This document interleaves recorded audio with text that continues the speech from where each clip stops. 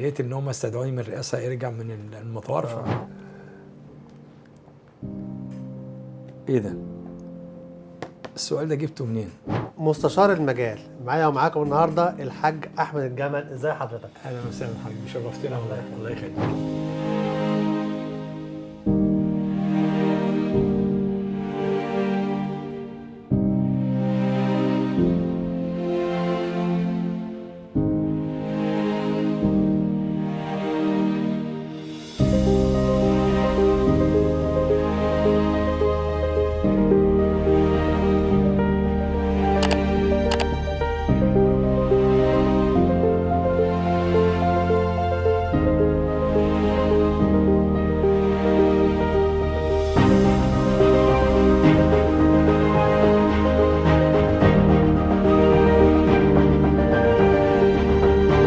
النهارده بقى عايزين نعرف العملاء، طبعا انت معروف ومشهور وعلم حبيبي ربنا بس يخليك. نعرف برضو العملاء الجانب السيره الذاتيه اللي محدش يعرفه. عايزين نعرفهم مين حضرتك، بدات سنه كام، اشتغلت ايه، دخلت المهنه ازاي، الاسرار في اصل دي الحكايه. قصه بقى كبيره بقى، ده الموضوع بقى ده تاريخ زي ما بيقولوا، عايزين نحكيه بقى يعني. بالظبط. والله هو الموضوع جه صدفه، يعني دخلت المجال كده من حوالي مثلا 35 سنه. كنت لسه طبعا بدرس في مرحله الثانويه العامه، ومن خلاله دخلنا صدفه كده. كنا بنعمل محل في الغردقه والراجل بتاع الفرش اتاخر، فالراجل اللي انا كنت شغال معاه حب نعمل يعني حاجه تسعفه طبعا في المجال اللي هو عنده افتتاح. وساعتها ربنا كرمنا، يعني عملنا بدايه، ومن ساعتها بقى حبيت المجال وابتديت ان انا اخش فيه لغايه وقتنا هذا. برضه عايزين نعرف بعض التفاصيل برضه في اصل الحكايه. ايه قصه مستشار المجال؟ ما دي هو أول بص، حاجة عايزين نعرفها. مستشار المجال دي يعني فضل من ربنا سبحانه وتعالى، هي بتنقسم لشقين. يعني الشق الاولاني ان انا دايما ما فيش حد بيستشيرني في المجال، سواء كانوا شغالين معايا او بره المجال، الحمد لله، الا بديله استشارتي او خبرتي في مجال، حتى في يعني في البرزنتيشن بتاع العرض والديكور، لدرجه ان في عملاء بتخليني افرش الدهب بنفسي. يعني دي بتبقى ثقه وخبره الحمد لله في المجال. الشق الثاني شق اكاديمي، ان انا مستشار محامي، بمارس المحاماه وعندي مكتب. ودي برضو معلومة في كتير ممكن محدش يعرفها ولا عارفينها في المجال؟ لا، مش كل الناس، الكل. لان هو دايما المعروف عني بالنسبه للمجال ان انا خاص بالديكورات بتاعه ارض ديسبلاي اللي هي الشركه بتاعتي. وده اسم الشركة والمصنع. كل الناس عارفه الحمد لله ارت معلش برضو ديسبلاي. ممكن نقول لهم اسم الشركة تاني والعنوان؟ هو المصنع ارت ديسبلاي، حاره الجوانيه، شارع باب النصر، عطفه الدير، مصنع احمد الجمل ارت ديسبلاي. يعني فضل من ربنا سبحانه وتعالى، يعني اكتريه العملاء عارفينه. طيب هل بقى بالنسبة للشق الأولاني اللي اتكلمنا عنه اللي هو المحاماة، هل بتمارس مهنة المحاماة جنب عشق طبعا؟ المحاماه بالنسبه لي عشق يعني. يعني انا بلاقي نفسي في الديكور والمحاماه، يعني الاثنين مكملين طب لبعض. هل المحاماة برضو، ده بقى سؤال مفاجئ، اتفضل. هل المحاماة بتاخد قواضي عامة ولا قواضي خاصة بمهنة المجوهرات بس؟ لا، جميع القواضي العامه، يعني لو حاجه خاصه بالقواضي الذهب او حاجه زي كده، ده بيبقى يعني نوع من انواع القضايا، سواء بقى جنح او جنايات، يعني حسب نوع القضيه. لكن لا، عموم المحامي بيشتغل كل حاجه. بالظبط. المحامي ما بيشتغلش حاجه معينه، بيشتغل كل فانت حاجه. متنوع بقى في الحته دي. يعني الحمد لله، يعني هو زي ما قلت لك، هو الاثنين مكملين لبعض. يعني انا كنت حياتي كلها في الديكوريشن، وكون الشغل الاكاديمي بالنسبه لي ده البوزيشن بتاعي، ان انا حابب مهنه المحاماه بمارسها عن حب. فدي كانت الحاجه اللي الواحد بيتميز بيها في مجال اللي احنا سموني مستشار المجال، على اساس ان انا مستشار في مجالي ومستشار قانوني. وبالنسبه برضو لشق المجوهرات والديكورات، حضرتك قلت لي ان انت ديزاينر كمان. هو زي ما انت سالتني من شويه، ايه الفرق ما بيني وما بين اللي موجودين في المجال؟ الفرق ان انا بالنسبه لي انا على دراسه، يعني انا بدرس فنون ديكور، وعندي خبره ما شاء الله يعني في التصميمات، ودي بتديني طبعا اولويه ان انا لما باجي اعمل اي تصميم او حاجه ببقى خبرتي في التصميم نفسه، ان انا يعني بساعد العميل ان هو يديله متطلباته. يعني هو العميل بيفكر وانا بنفذ له، وقبل ما يفكر بكون انا مديله الفكره. احنا كمان شفناك قبل التصوير ان انت كنت قاعد على الكمبيوتر بنفسك بايدك وبتشتغل، انا ديزاينر بتعمل تصميم نفسك عندي بنفسك. طبعا. انا بشتغل على برامج كتير في التصميمات، راينو، كورال درو، اوتوكاد. طبعا يعني مش اي حد في المجال بيشتغل الكلام، هو كله بيشتغل كصنعه. انا واخدها ك هوايه وكفكره، يعني ان انا بحب اطور من مجالي. وعلى فكره التطوير ده بالنسبه لي سلاح ذو حدين. يعني انا ساعات بيبقى لود عليا جدا ان انا في ناس بتطلعني بره الكارير بتاعي، ان انا راجل بتاع فيترين وبصمم ديكورات، وتدخلني في قصه ان انا راجل ديزاينر ومهندس وبقوم بكل فده لود صراحه. يعني انا كنت ساعات ببقى، بس انا حابه. ده تطور، انا حابه تطور المهنه. انا حابه، والعميل معايا بيقدر ده. يعني العميل بيقدر مجهودي، والحمد لله. حتى بصرف النظر عن انا مستشار وبقول لك يا باشمهندس، فانا كنت قبل ما ابقى مستشار كنت مهندس. يعني كان بيديني لقب مهندس، لان من فكره التصميم والديزاينر والتطور التكنولوجي طبعا، اللي انا الحمد لله طورت في المجال كتير. دي طبعا فادتني وفادت العملاء بتوعي، ان في حاجات على مر السنين دي كلها، لا يعني في فرق طبعا واضح بالنسبه للعميل. والحمد لله دي عند العميل حاجه تانية يعني. الحمد لله. ومعايا ومعاكم مستشار المجال واصل الحكايه، وخليك معايا حبيبي. ومعايا بقى النهارده سؤال لتكوين شركه ارت ديسبلاي. عايزين نعرف التفاصيل وازاي اتكونت وازاي جت الفكره انك تعمل الشركه ديت، وعايزين نعرف العملاء في اصل الحكايه. بص، هو الفكره كانت طبعا من زمان، انا في المجال من زمان، بس طبعا ارت ديسبلاي جت بعد الثوره. كان طبعا الصاغه كلها طبعا اتنهبت واتسرقت، وكانت الدنيا كلها واقفه.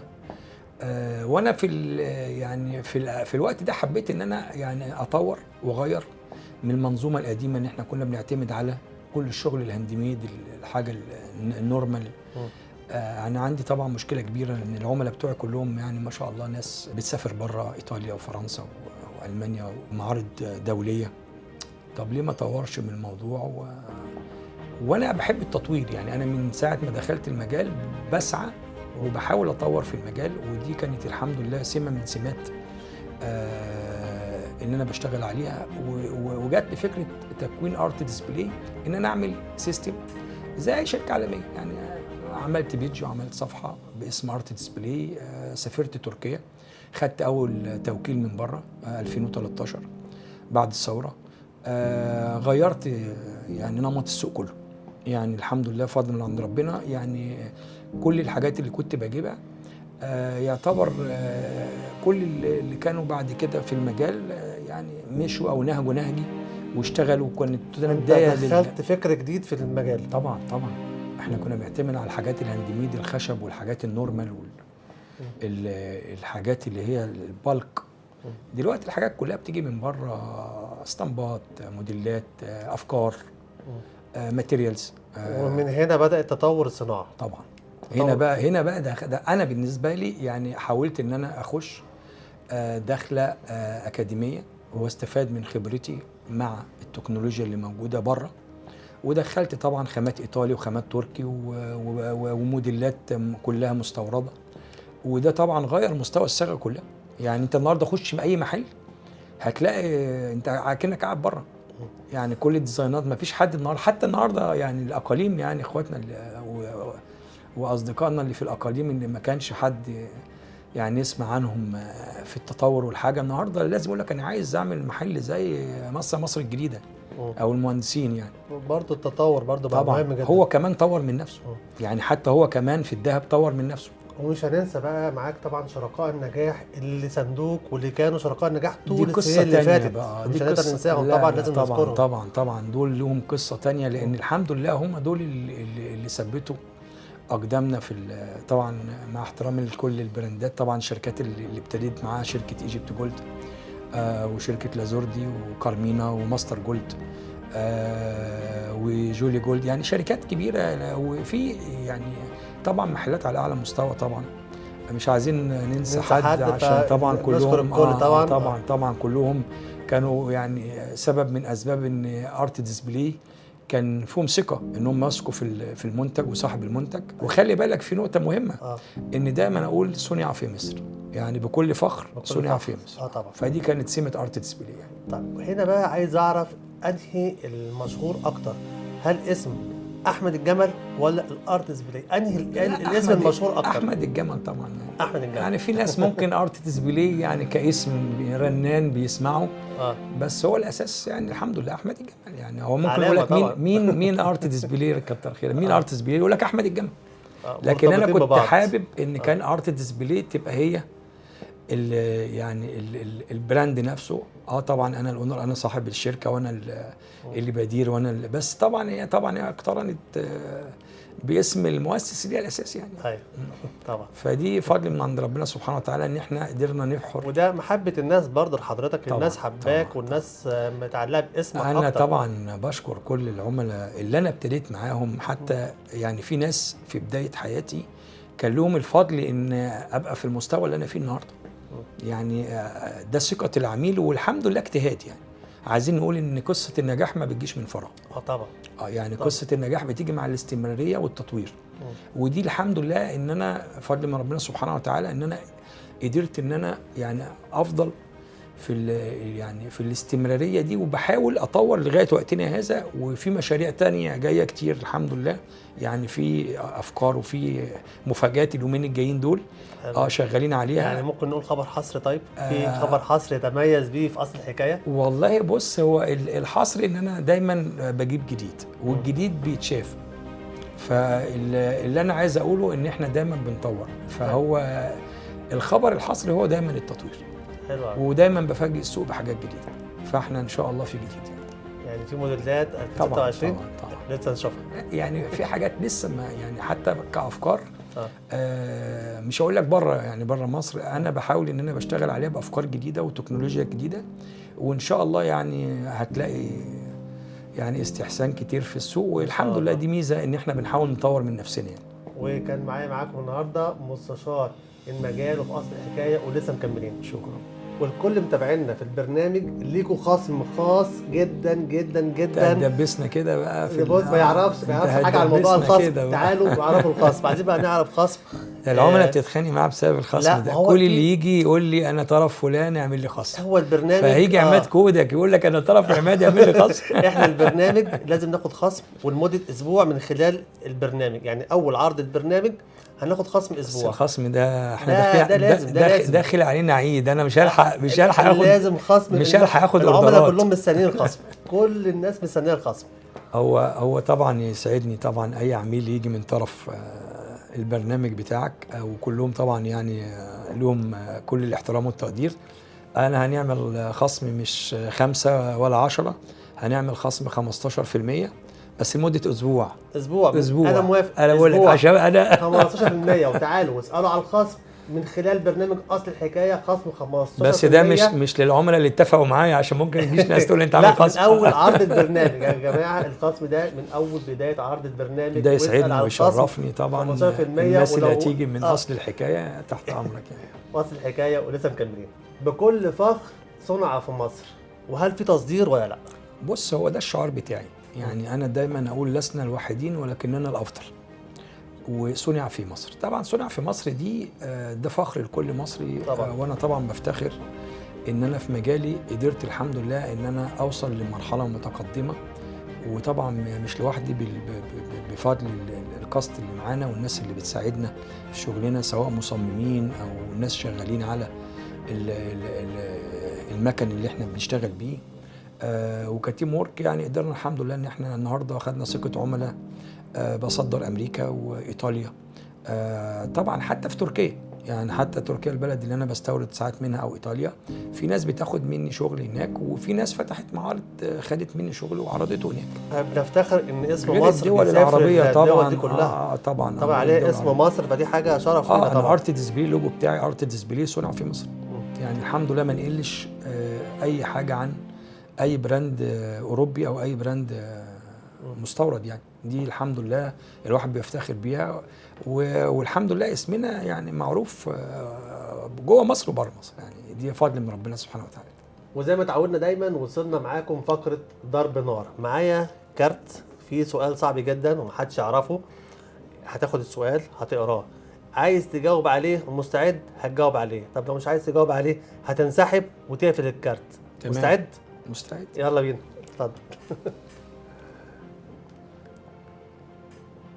ايه ده؟ السؤال ده جبته منين؟ شيخ الجوهرجية بقى اللي عليك. لا السؤال ده تاريخ ده. اننا السؤال دوت كنت المفروض ان هم يعني. لا احنا هنقرا السؤال او مستعد الاول تقرا السؤال وتجاوب عليه. والله انا اصلا مستغرب انت جبته منين الاول يعني. دي اسرار بامانه.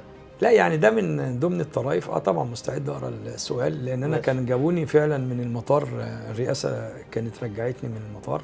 الكلام دوت من 2008 تقريبا. يعني كنت وقفوك في عند الأقصر. الطياره ولا عملوا ايه؟ استدعوني يعني.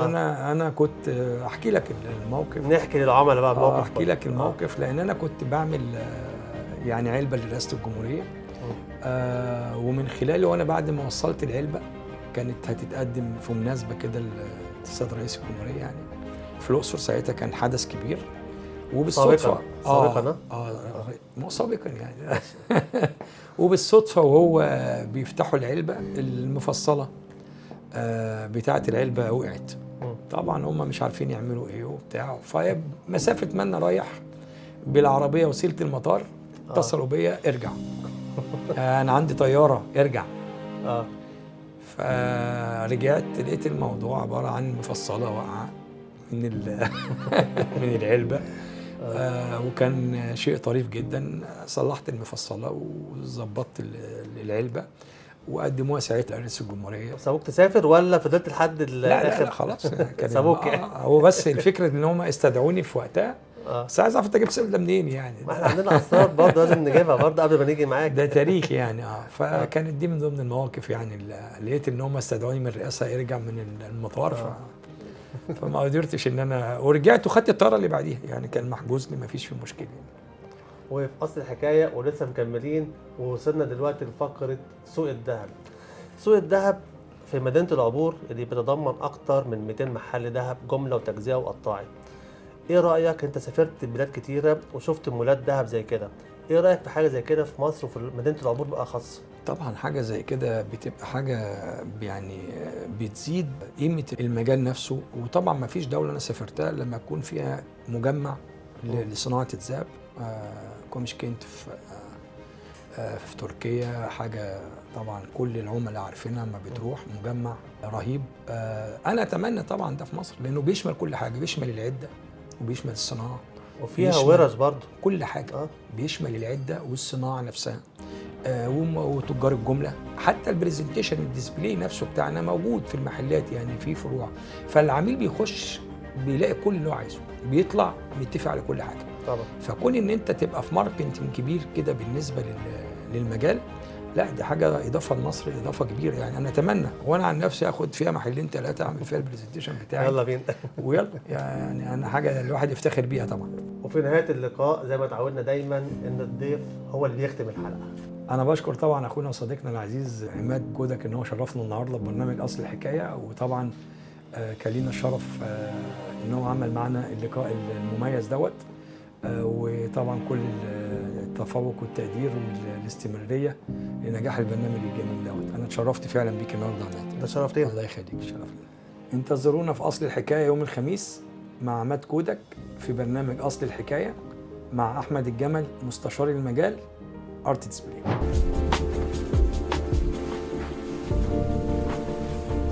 برنامج اصل الحكايه مع عماد كودك كل يوم خميس.